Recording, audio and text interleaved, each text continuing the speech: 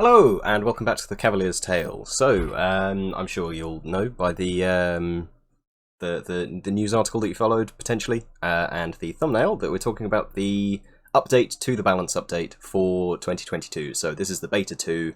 It's ironing out anything that might have gone wrong in Beta 1. It's adding extra things, and there's been an additional little bit of an update. I should have prepared this beforehand. I thought I did, and then I thought I didn't need it. So give me one moment. I'll go and find that. Okay, here we go.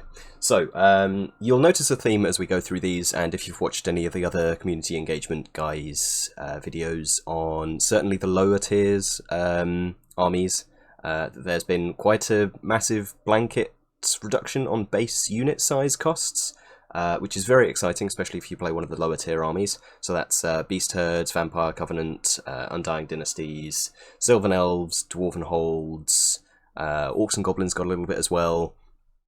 All of these have got pretty huge blanket reductions on some of their slightly lesser used units and others.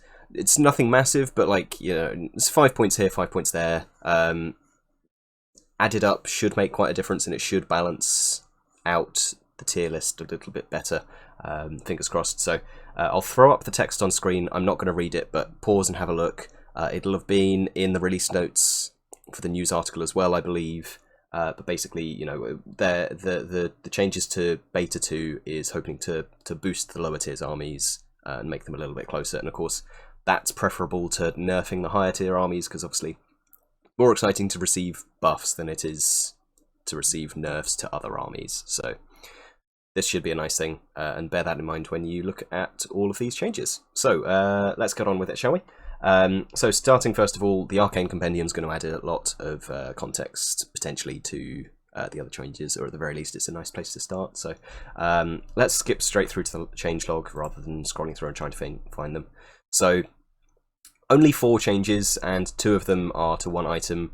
First of all, Crystal Ball has added Dominant, which is good because the new Crystal Ball is incredible.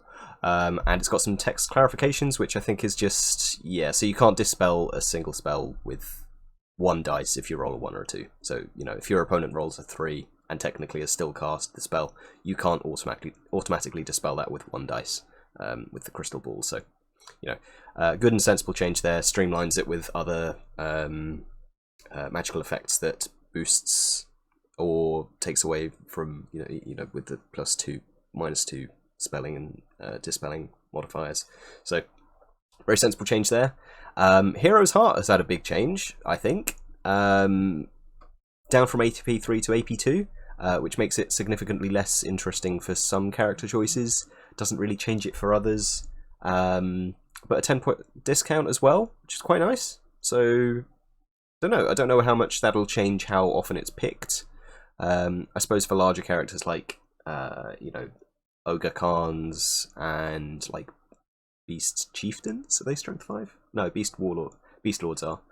Yeah, so we'll see. I don't know. I wasn't expecting this change to Hero's Heart. I know a lot of people have been talking about potentially capping the number of attacks, particularly on things like Equitan Lords. You can get up to like 7 attacks with paired weapons.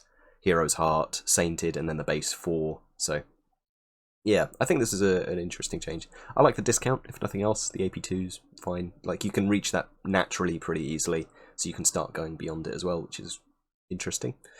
And then final one to talk about is just a clarification with Spirits of the Woods. So let's go and actually have a look at that directly so we can talk about that more specifically. So in the previous update, it has been changed to 18, because we talked about that, and then it didn't seem to have been changed, but that has been changed to 18. That was changed in a hotfix recently. It also had damage added in red text, which would mean essentially, if the target is in, well, essentially it means that without Oaken Throne up, you couldn't cast it on enemy units that were in combat. But I suppose that made it a little bit fiddly to work out, because it's not actually a damage spell, it just needed the damage effect if you can't cast it into combat. So it's been fixed here with, you know, explaining damage essentially. So if the target is an enemy unit engaged in combat, the spell has no effect. Otherwise, spell effect. So yeah, just a clarification. Nothing actually changed there. I suppose you could technically cast it on... yeah, so you could... Previously, you just couldn't cast it into combat. Now you can choose to do so. You won't get any effects, but you will trigger your attribute. So I suppose if you really want to be sneaky and just spend your Spirits of the Wood on essentially a Touch of the Heart for activate Fountain of Youth, you can do that if your enemy's not paying attention to that, I suppose. Nah. Yeah. I suppose that's technically a change.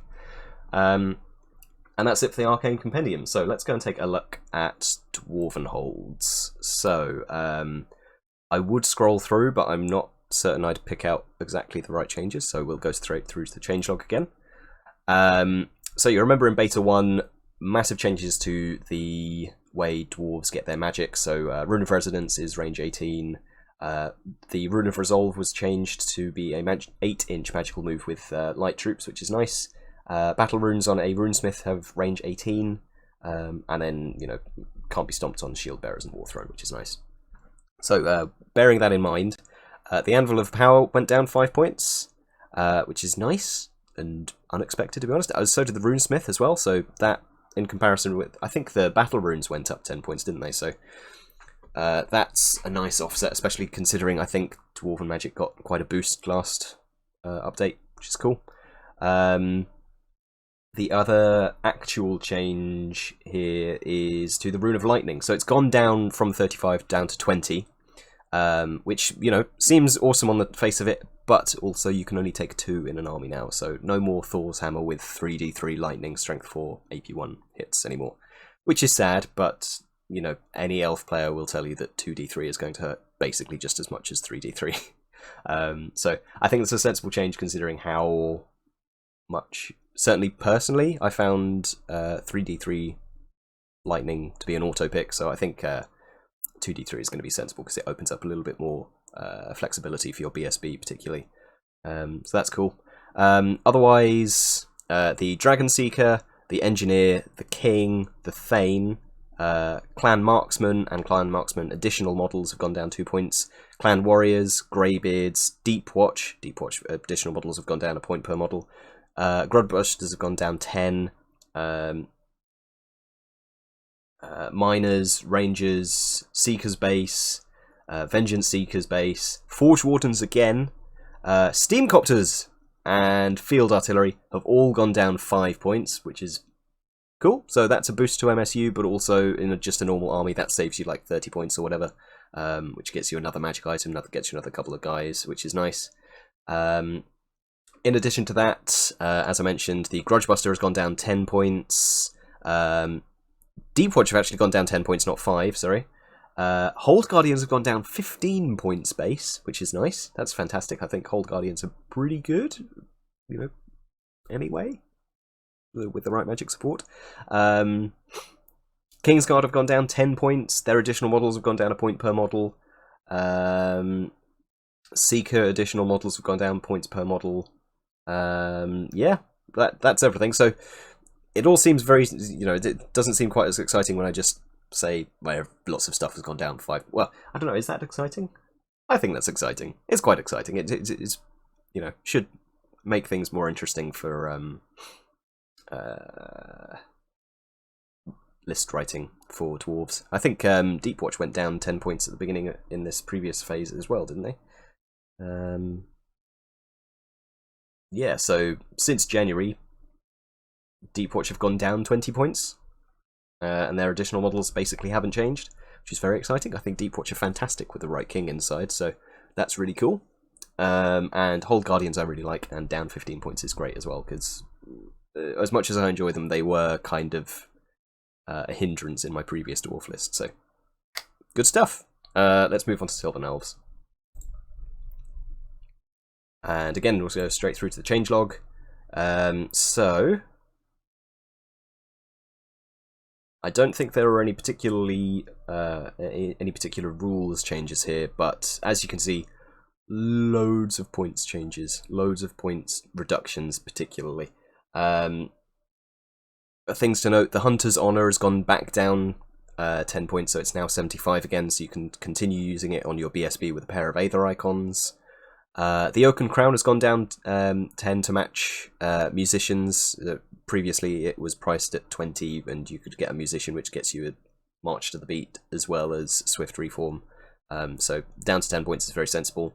I was surprised by the Avatar of Nature dropping 15. I think that's very cool. Considering, certainly in the UK meta, you see Avatars of Nature very, very frequently. I think 15-point reduction there is surprising, and, you know, not unwelcome, of course, but yeah, I'll take that. Let's rattle through them quickly, shall we? So the Druid, the Dryad Ancient, the Chieftain, the Forest Prince, Dryads, Forest Guard, Heath Riders, Sylvan Archers, which is really cool, Blade Dancers, Eagles, Forest Rangers, Kestrel Knights, they've gone down 10, sorry, Briar Maidens, Pathfinders, and Sentinels, all down 5 points. Then the Avatar of Nature, of course, has gone down 15. The Thicket Shepherd has gone down 10, which is very nice. So essentially, you know, previously where you'd have a Thicket Shepherd with Oaken Crown, it would be 280. Now it's just 260, which is really nice.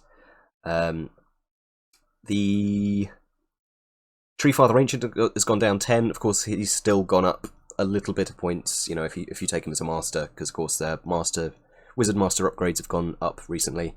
What else was in here? Sylvan Archer additional models have gone down. Heath Rider additional models have gone down. That's the second time this update, for both of those, actually. Blade Dancer additional models have gone down.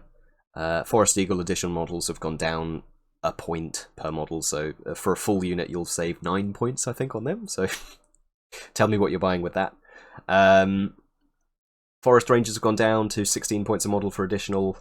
Kestrel Knights have gone down 10 points starting and 2 points for additional models, which combined with their shield upgrade is very nice, and potentially makes the shooting version a little bit more interesting now. Thicket Beasts have gone down 10 points for their starting cost, and the additional models have gone down a further 3, and they went down 9 previous update if you were paying attention, so that's 12 points per model you're saving there in Thicket Beasts. Treefathers have gone down 10 in this update, so overall they've gone up 15, which I think is a lot more fair than the 25 that they had gone up. Wild Huntsmen are now 10 points cheaper, 1 point per additional model, which I think also is additional to the previous beta 1, so they're 4 points per model cheaper than they were pre-January. Briar Maiden additional models, Pathfinder additional models, and Sentinel additional models have all also gone down a point per model. So lots of bits and pieces here and there. It's not going to make a massive change to your list, but you will be able to change. You will be able to add in bits and pieces to your characters, and potentially like magic banners, extra guys, extra command models. So you know, and if you're going MSU, potentially an extra unit. So yeah, very exciting change. Another low tier army seeing lots of nice buffs. And that's it for Sylvan Elves. So moving finally on to Orcs and Goblins, and this is where I'm going to be joined with a previous interview that I had with the Orcs and Goblins ACS Gingersmali. I hope I said that right. I'm not sure whether it's one word. Ta-da! Insert clip here. Hello, how you doing? Hey, it's recording Craig. What's that? It's a Discord bot. So basically, instead of you remember last time I had to get I needed you to install like software and stuff, and then have it record on your end, and then send me a file, and then I had to link them all together. You can do this instead. Oh, nice. Okay, sure. I thought it might be Craig. I was like, No, not that Craig. You didn't say you're doing Beast Herds, so I was surprised. Yeah, no. So it's much easier, and it syncs it up, you know, itself as well. So I don't have to worry about that when I'm. Oh yeah, nice, cool. So much easier, and I don't have to bother you with stuff as well. I was just opening QuickTime Player up, but I will close that. Yeah, all sorted, all done. Okay, nice. Anyway. Yeah, not great still. Anyway, should we talk about the update? Yeah, cool. I've got the book open. Oh yeah, I have. You know what the hardest part is? So I'm on the layout team, so I got the update ages ago. Okay. And Like having to keep it secret. Yeah, I had no one to talk to about it. We sucked. That's so sad. Yeah. Yeah, there's some like massive changes to like, especially all the low tier books. Yeah, I think most of them are just kind of quite boring in a way. They're just like, you get more stuff. Yeah, for sure. Like I don't think Dwarves got anything exciting in Beta 2. And Sylvan Elves didn't either, I think. And those are the two that I was looking at. Beast Herds, though, we're not talking about Beast Herds this video, but they can ambush their Beast Lord. Yeah, I if saw you see that. a general, which I think is quite entertaining. I'm not sure, but I don't know, like whether or not that would be good. I think you would probably lean into it and go max ambush predators, take a full 60% of your army and ambush it all. Yeah, I mean, and then like have him ambush with 25 longhorns, maybe. Again, not sure whether it's good, but like it's a thing that's possible now, which is nice. Yeah.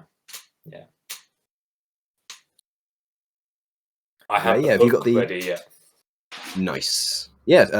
Well, I'll let you take the lead again then. Well, do you want to do like a intro thing or? Oh no! I'll have had it running for a few minutes now. I think. Just having a chat. I'll have introduced it, and when I've done the other half of the recording, I think just makes it easier. Okay. And I don't have to think about it quite so much. Unless you want to say hello. Okay. Hey, so yeah, we're gonna chat through the Orc and Goblin changes now. I'm Gingersmali on the forum, and just to give a bit of context to these changes, we were allowed to give four bits of feedback of things that we'd like rules team to look at. Our four things were the Crown of Autocracy change, Warlord's price, the cost of a wyvern for a shaman, and we asked for large units of boars. So I think that's just worth bearing in mind when we go through these. Yeah. Okay. Well, the boars one is interesting. Do you want to talk about that one first? Yeah, sure. So a lot of people complain that boar riders aren't very good. Right.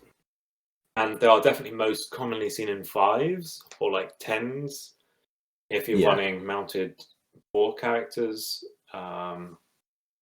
And obviously they run into issues like they don't have great armor save and they have low agility, which aren't typically things you want on your heavy cav. So I thought maybe asking for larger boar units would make them a bit more user-friendly. Because even if you lose, 10 models before you strike, you'll still get to make full attacks. Yeah. I just think it's a bit more exciting than the cost going down on extra models. So we asked for it and we got it. And yeah, I think it might open up some different builds. I think you could run like a big unit of boars with the character in, or potentially even without a character in. Yeah, I mean, 20 boars is huge. Like, that's such a big unit. Like, that's a lot to chew through as well. Yeah, it's also very cheap. Yeah. I mean, how many points a model are they? I think the full 20 with full command is 520. That's not much, is it? That's 18 points a model, and they start off at 135. Shields is 4 points a model, so that bumps it up quite a lot. I think that is. It's all res 4 as well, so. I think that is the shields, but I'm just checking now. Great podcasting. Ooh. Videoing. Sorry. But yeah, I think for 520, a big unit of 20 fell orcs, they hit reasonably hard. Put some combat buffs on them, like +1 toughness, or if you get with shamanism, that's pretty solid, isn't it? Yeah, and witchcraft, of course. Yeah, or even smite. I believe they become very tasty. Okay, shields.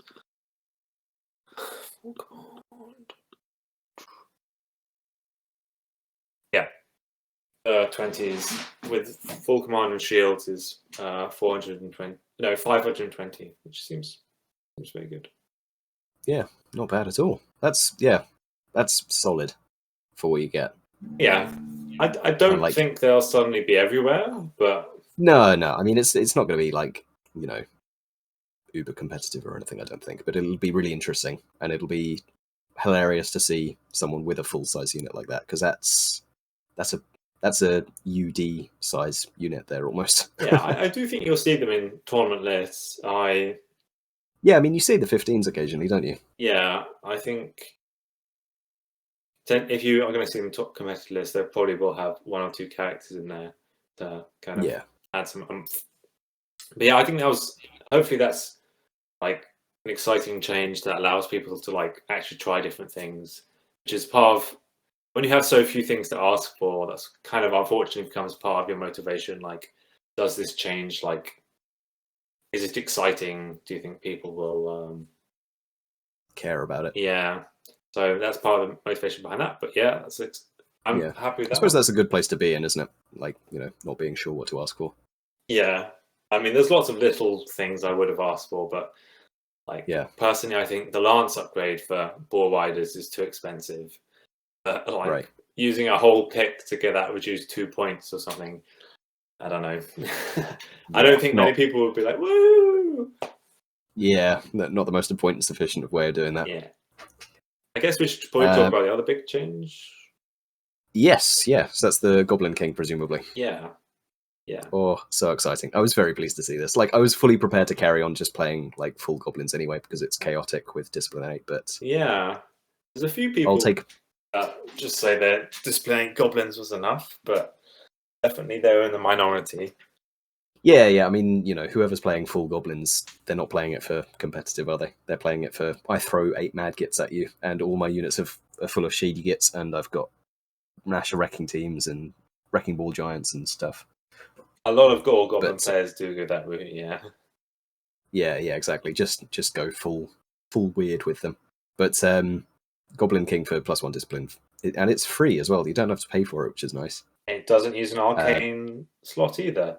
So now you can is excellent. Now if you take a Goblin General in your all Goblin list, you can take Crown of the Wizard King, and you still have 110, 115, I can't remember off the top of my head, points left. And you still have another arcane slot. So it could be Obsidian Rock if you want to get MR on a bunker. It could be Wizard's Hat if you want to get some more magic in there. You're saving 65 points on the old crown, and you're saving 265 points when you die, which is really nice. Yes, that's pretty massive as well. Yeah. I'd always forgotten about the Crown of Thorns, obviously gives up an extra 200. Yeah. Which was grim. Yeah. Yeah, so that's a nice change. It comes with the caveat of you can't have anything in the army with green skin race orc, like anything. So even war machines with the orc. What are they called? Is it Overseer. An Overseer? It's called Overseer now. Yeah. So I was going to bring that orc up. Overseers or anything. I bet people will be complaining that they can't run their Overseers and their all Goblin army, but they're not. Yeah. They're not all Goblin armies if you have Overseers in. That's not proper. Exactly. Yes, you're cheating. You're cheating if you bring along orcs to bring so that your war machines can't panic. Deep down, it's not playing the proper. Exactly. Yeah, you found a loophole. Yeah. So we've loopholed you back. No +1 discipline if you bring orcs. Yeah. I just think this is a really great change because like all Goblins before was like really just like a total fluff choice, and it's been very popular. Sure. And now it kind of legitimized the all Goblin playstyle. Yeah. Yeah, definitely, because you don't have to take a magic item to make it possible now. So yeah, but also like there's a bonus for doing it. So yeah, exactly. I really like this change. Better Goblin King. I mean, I probably would have gone for I'd have probably just gone for if a Goblin King is your general, it just gets +1 discipline.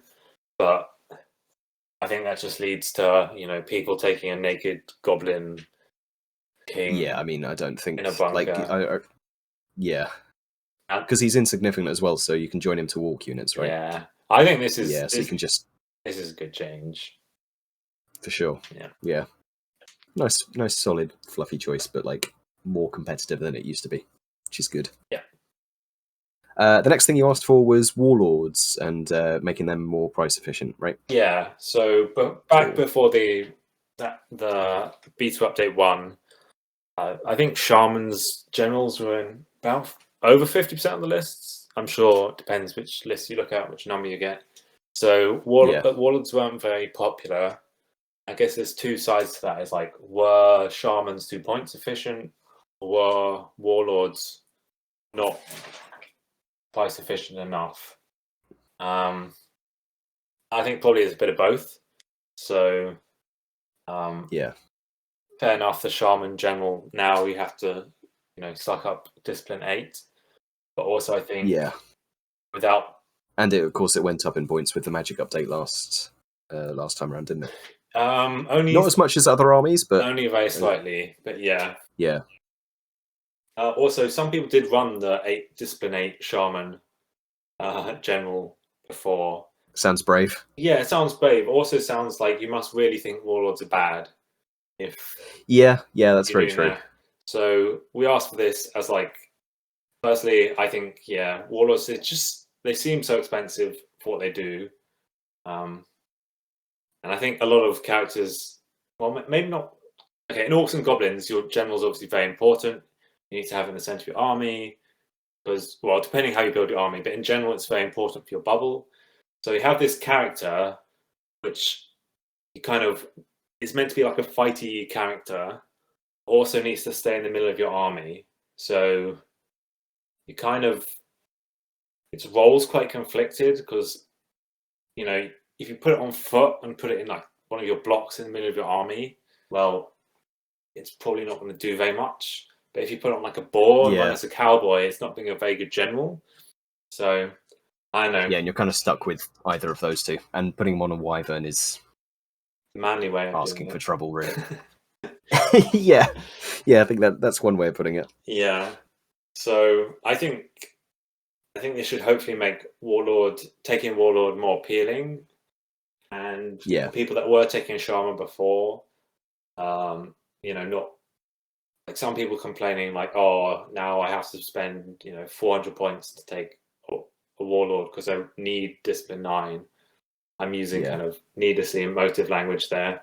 Hopefully they should slightly reduce the kind of the cries of pain. Yeah. Do you think 10 points is going to be enough for that? Well, okay. Let's do some. Yeah. Well, okay. The common Orc Warlord now is base cost of 200. The old crown was 65. So immediately, 135 points. Buys you an extra model. Basically. And that. Yeah, buys you an extra model. So now, if you lose your Shaman, you haven't lost your general. And if you lose your general, you haven't lost your Shaman. So, clearly has some innate value. And additionally, the Orc Shaman has now come down 35.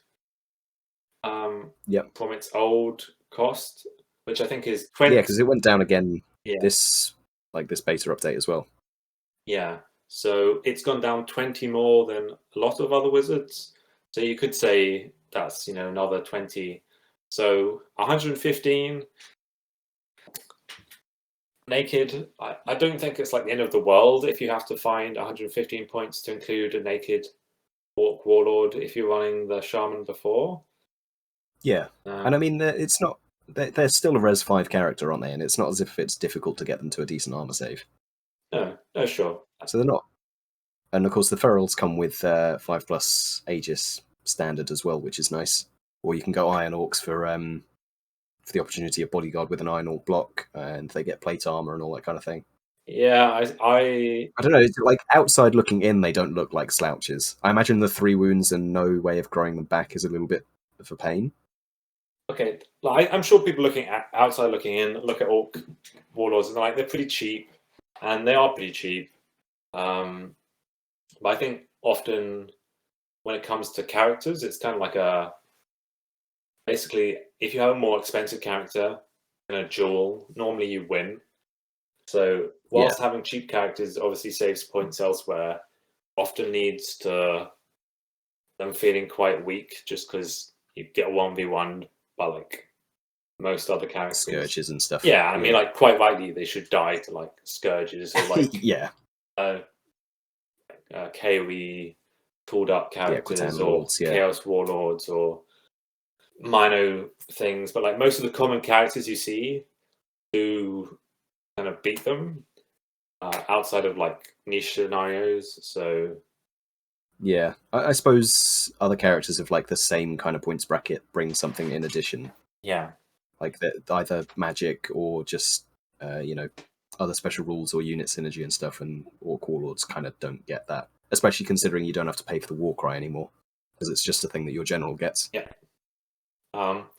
Yeah, so yeah, I think that's fair then. Yeah, and kind of because the most popular options for the Warlord before this update was either the feral guy on foot with Essence of Mithril for defense. Light armor's gone up slightly on him, and the Iron Orc Warlord is most commonly seen on a boar. This is this like cowboy build with him where he has a 1-up rerollable, and the D3 axe. That's also gone up slightly. I think just kind of hopefully slightly improve internal balance. Realistically, I don't think it's 5 points is gonna.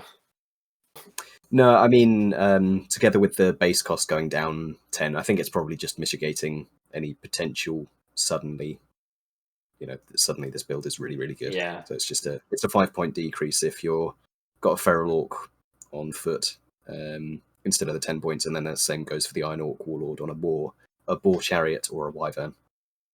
To be honest, I think you're always going to be taking like armor on the feral orc warlord. So for sure. Like if you're taking a warlord, you're taking him for your general, and if you're doing that, he needs armor. Yeah. It's almost strange that he doesn't come with it anyway. But. Yeah. I personally would have liked to see the Iron Orc Warlord on foot go down a little bit more. Right.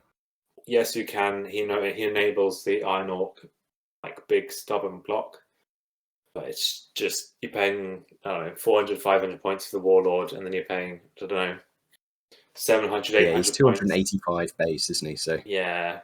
It's still very expensive, so I still think when you see large units of Iron Orcs, it's mainly going to be the BSB leading them. But yeah, well, it's more price efficient. Plus, you get the reroll on the on your steadfast then, which is nicer than having a pip more of discipline. Yeah. Nice, and then the this is the fourth request, isn't it? The wyverns for shaman. For the shaman. Yeah. And that's gone down 25 points. Yeah. Which is a 25% discount. Whoa, they're going to be everywhere. They're not going to be everywhere. Well, you heard it here first. When we were writing the request to rules team, I was a bit cheeky. Is this still restricted to masters as well? It is still restricted to masters. I did the ultimate crime and compared it against the Great Eagle mount from the Highborn Elf book. Ooh, naughty. Which is, you can take on Adepts. Has a little bit extra movement. It isn't Towering Presence, so, okay, you have less bubble, but given now Shaman's going to be Discipline 8, probably not really relevant. The Great Eagle mount is 15 points. So, yes, this is a big reduction. Yeah. I just don't think you really want to be putting your Shaman on a weapon very often. Well, I mean, you can't protect him at all because Towering Presence means he's huge. He's large anyway. There's just nothing to hide him behind. Yeah, and it means you can't. Orcs and Goblins have an awful lot of direct magic as well. So yeah, and you can't take Destiny's Call or Essence of Mithril, which would be great items for defense. Either. Yes, yeah, exactly. It's the same kind of problem that the old KoE book had with the Pegasus. I think the Pegasus ended up being cheaper than the Warhorse, but because you can't hide her anywhere, and it had to be a master, it just wasn't worth taking. So yeah, that's pretty good. Yeah, I think unfortunately I appreciate the change, but unfortunately I still think it's going to be kind of like a fluff pick rather than something you see in competitive lists. Maybe someone comes out with some cool scarification, fighty cowboy wizard master build, but I don't see it myself. But happy to be proven wrong. Yeah. I mean, 25 points is still like that. That buys you, one of the bound spell things, an obsidian rock almost. Yeah. Yeah, all sorts of things that could be done there. So it's a nice space to play around with, and especially considering they're less useful as a general now. Yeah. So Yeah. Nice. No changes to Big Wing though, unfortunately. Did you ask about that at all, or? No, I didn't. Again, it's but one of the things I think if we'd been given on like more picks, unlimited number of things. Yeah. I might have said, "Can you make the big one free so no one can? Someone can use it." No, everyone still won't use it, but whatever. Yeah, that's fair. And those are the things we asked for. But I guess we should mention that some of the other Iron Orc mounts went up 5 points as well to mitigate base cost reduction. Do I think that's necessary? No, but whatever. It's 5 points. Yeah. I mean, 85 points is an awful lot of points for the Iron Orc upgrade. Yeah. I suppose he gets Weapon Master, doesn't he? What else does He gets get? Weapon Master, but you have to buy the weapons. And plate armor. And the Great Weapon's 20 points. I don't know. Oh, that's adding up a lot then. Yeah. I think it seems would be rude. nice if maybe he came with weapons for free, but that might be asking as much. Yeah, I suppose that's 50 points of weapons you're asking for there, isn't it? So I think it's 35. Pairs of 10, and the shield is 5. Oh, Lance, great weapon. Oh yeah, Lance as well. Lance as well. Yeah. Yeah. So maybe a bit of a stretch, but nothing to complain about, seeing as you're getting a lab sometime soon. Yeah, this will probably be the last update before the lab, so I should think this so. will be where things finish. Who knows? Yeah. Strange thought. Yeah, it's a strange thought. Should we just rattle through the rest of the changes? Yeah. So blanket change after that, we got a explanation that I'll have put at the beginning of the video. Okay. Basically, the lower and mid-tier books got a massive buff in mostly starting unit cost. So you'll have seen in the Dwarven Holds book and the Sylvan Elves book and all. I think Beast Herds was treated the same. Probably Saurian Ancients as well. Saurian Ancients, UD, VC. Some others as well. Both undead. Yeah, they all got like big chops. Well, in places it doesn't look like an awful lot, but there's lots of units that have all seen a 5 point discount on their base cost for the units, which should I think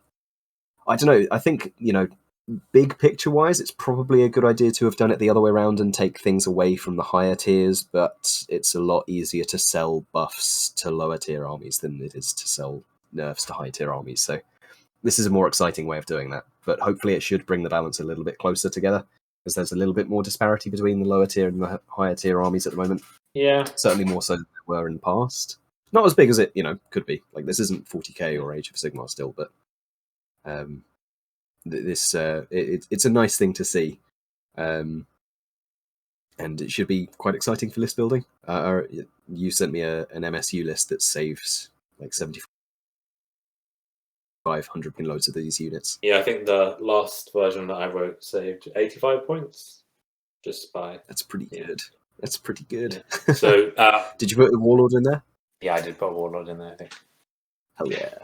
So yeah, Orcs, Ed Bashers, Boar Riders, Iron Orcs, Orc War Chariots, Mounted Ed Bashers, Goblin Wolf Chariots, National Dashers, National Herds, National Wrecking Teams, Trolls, Greenhide Catapults, and Giants all went down 5 points.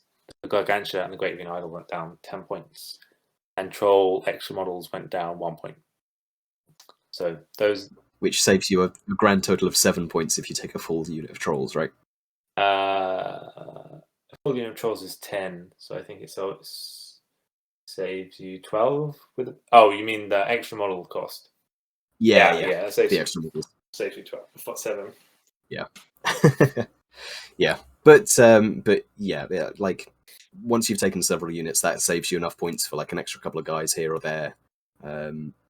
If you go full MSU, then it saves you enough for an extra unit, or it saves you enough for magic items and stuff. So yeah, I feel it looks pretty huge, but should be relatively minor. It shouldn't destroy the meta or anything. But it's a nice solid change. That's I think the real reason a lot of these changes were made was to give layout more work to do. I joke, of course. Yeah, layout team, is that a recent thing for you? Or? Yeah, I've just done this update. I don't know Nice. if I'll do it going forward, but Fair enough. But yeah, that's everything. Have you got a favourite change from this beta too? Oh, I think it's got to be the Goblin King change. Correct answer. Yeah, but it's really good. Yeah, so I think these changes are good because they are, as you said, they are kind of exciting. As in, I think MSU kind of got a boost. It probably wasn't the intention, but when the stock, I shouldn't think so, but I don't think it's going to massively promote that. Yeah. Like, it opens it up a little bit, but I imagine that's not going to switch everyone to MSU suddenly. I don't think. Yeah, the army got a boost, and like Boar kind of bust lists probably got a boost too. So yes, yeah, with taking 20 of them. Yeah, I'd like to see how that works. Put like a big warlord in there with lots of killing weapons. See if it does anything. I'll have to try shamanism sometime. I'd like to see it. Yeah. See it when it happens. Yeah. Whether it's any good or not, we'll have to wait and see. But yeah. Perfect. Awesome. Well, thank you very much for joining me and talking through again, because, again, I don't know the Orcs and Goblins book at all. Oh, no, it's a pleasure. Well, thank you so much for having me on. And hopefully some of that was maybe useful.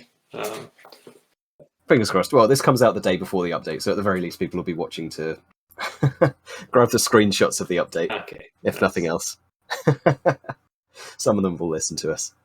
And then towards the end of the year, sometime in the next however long, we'll get a lab. And I imagine, I'll bother you for a review of that when it drops. Yeah. Exciting stuff. Yep, exciting time to be playing the Greenies. Sadly. Yeah, definitely. Doesn't seem like I will be for a while. But... No, because you've got your VS for ETC. It's a different kind of exciting. Cheesy, I think, is the correct word for it. Yeah, that's fair. Yeah. Cool. Well, thanks for having me on. Awesome.